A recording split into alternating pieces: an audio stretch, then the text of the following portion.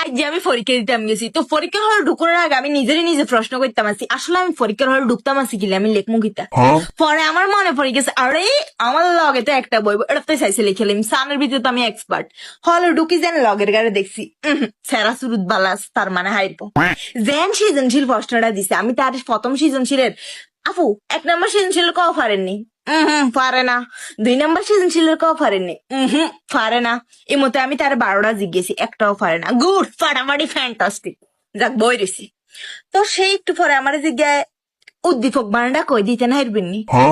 আমি তার দিকে এমনি নিলাম, তারপর আমি আমার আল্লাহর দিকে নিলাম।